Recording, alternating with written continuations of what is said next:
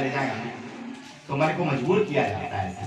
कायेन वाचा मनसेन्द्रियैर्वा, जब मन वश में हो जाए तो इंद्रियां भी अपने आप काबू में आ जाती हैं। मनसेन्द्रियैर्वा, फिर बुद्ध्यात्मना, फिर जब बुद्धि सही हो जाती है ना, फिर आप दूसरों को भी सही रास्ते पे ले आते हैं, सुलझ जाते हो जीवन में। हर प्रश्न का उत्तर आपके पास होता है क्योंकि अब पूरा पक चुके आप। मनसेन्द्रियैर्वा बुद्ध्यात्मना यत् प्रकृति स्वभाव, अब प्रकृति से ही आपका स्वभाव ऐसा हो जाएगा, प्रकृति ही आपकी ऐसी हो जाएगी। इसलिए तो बार बार सत्संग सुनाया था कि हम भी संत हो जाए।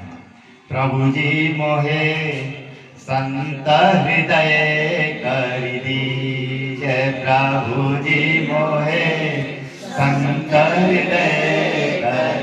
तो ऐसे तो चाहते हैं कि हमें हमारा हृदय संतों जैसा होता है, इसलिए सत्संग पे जाया जाता है। ये बीमारी है, बीमारी, ये प्रेम की बीमारी है, ये लाभ की बीमारी है, ये ऐसी लाइलाज बीमारी है कि एक को लगी, जो उसकी चपेट में आया उसको लगी, धीरे धीरे पूरे समाज को लगी, और समाज को लगते लगते कि पूरा कैंथा ही वृंदावन हो जाएगा। बोले श्री वृंदावन बिहारी लाल की जय। तो यही तो सुख है।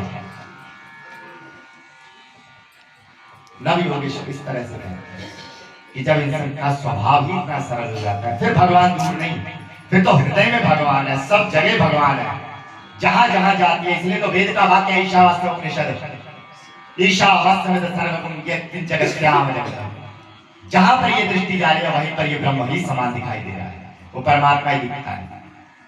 तब जाकर के हर कण कण में ईश्वर दिखता है।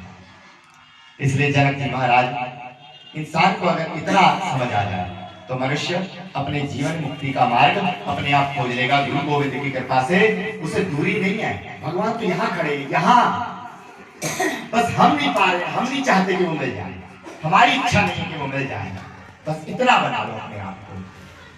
तब उद्धव जी पूछते हैं कि भगवान अब ये बताइए भगवान की उपासना कैसी करनी चाहिए। कहते सबसे पहले तो मैंने संसार में 3 तरह की उपासना दी है। पहला ज्ञान के मार्ग से चलते हैं, लेकिन ज्ञान का मार्ग बहुत जटिल है। लोग पढ़कर तो ज्ञान ले लेते हैं लेकिन जीवन में उतार नहीं पाते। लेकिन जब तक वो ज्ञान जीवन में उतरता नहीं है तब तक उसका फल मिलता नहीं है। फिर तो ये समझ जैसी किताबें रटी हुई है तो रटी रटाई किताबों का खेल है। तो फिर दूसरे में पूछते हैं कि महाराज फिर आगे आगे, तब भगवान कहते हैं